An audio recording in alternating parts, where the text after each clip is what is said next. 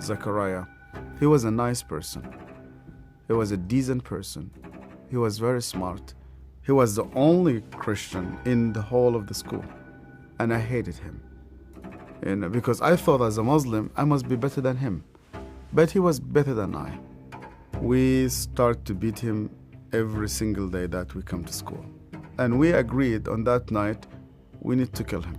It was dark, it was cold, and we went ahead of him.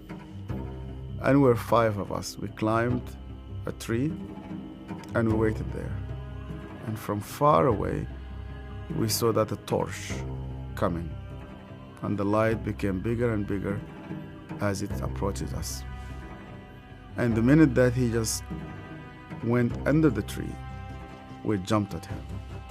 He was crying, he was screaming, he was shouting. We broke his arm, we broke his leg.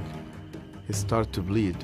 And because he started to scream and begging for help, I put my hand in his mouth so that no noise will come out of him. Similar when you are slaughtering a sheep, it's just shivering, and the others were beating him. I felt very proud. You were actually doing something for Allah. You want to please him.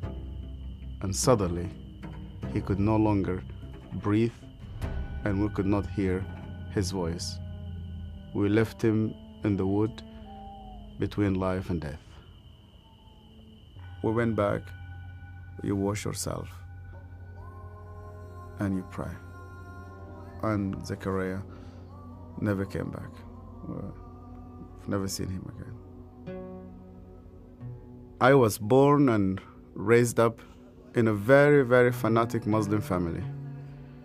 When I was a child, my father brought me to a Quran school.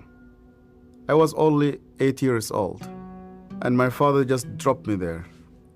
They shaved my head. We sat in a circle. The shaykh sat in the middle of the circle, and he has a very long whip. I was forced to memorize the Quran. Every mistake that you do, this whip will just come right in the middle of your head. You're not allowed to cry, because in our culture they tell you men never cry. I was crying every single night. And they told me you belong to the Islamic Ummah, and that's why you fight for it, you stay loyal to it. I started to hate people, to hate everybody who's not a Muslim. And I especially used to hate the Jews. So I was preparing myself to go and fight for Allah in the jihad.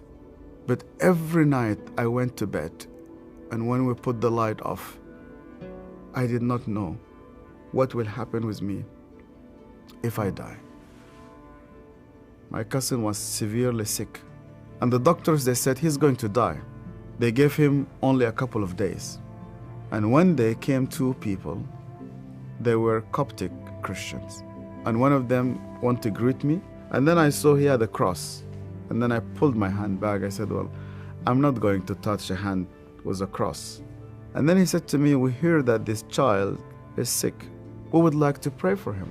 And only out of politeness, I told them, okay. And they started to speak to God like a person that he speaks to his friend. They said, God, please heal this child. The minute that they said Amen, this child opened his eyes for the first time in 4 weeks. He started to move his hands. He started to speak. He sat down in his bed and he started to walk. And one of those 2 persons who prayed sat down with me, and he said to me, you know what? The real miracle is that God wants to change your heart. Do you believe that Yeshua is alive? And I told him, yeah.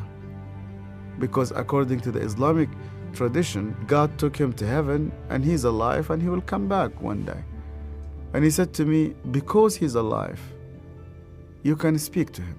That changed my entire life. And when I started to read the scripture, nobody needed to convince me to love the Jewish people.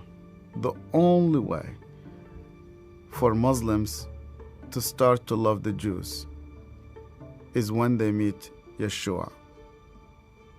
I loved my family, I loved my father, I loved my mother, and I loved my community.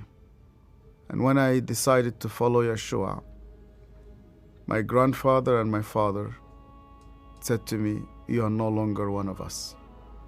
They made a funeral. They invited friends and family. They brought a coffin to the cemetery, and they said, "Our son is dead." To be declared dead with no family, I said to God, "Where are you?" I heard this voice, and this voice told me, "You know that the grave where your name is written, you know that grave is empty. And guess what? My grave is also empty." I went to Egypt for the first time after many years, and I was in a pastoral conference. And one of the Sudanese pastors came to me, it's an elderly man, gray hair, started to speak to me, and he asked me, "Where did you come from?" I told him my story. He started to cry. And then I asked him, "Why are you crying?" And he said to me, "Do you remember me? My name is Zachariah." And suddenly, I remembered him. The last time I saw him, it was in that dark night. I could hear suddenly the way that he was screaming, even though that was 25 years.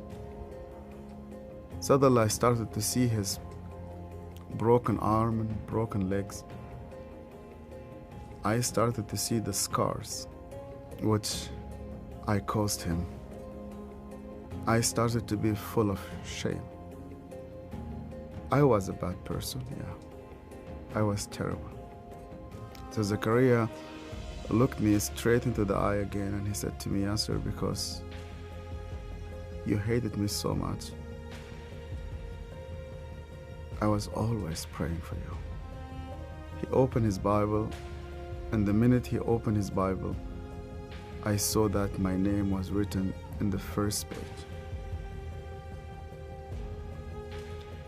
I hated him. He prayed for me. On that day, God confronted me. He said to me, "Even before you start to think about me, I was thinking about you. To love those who hate you, you need someone whose name is Yeshua."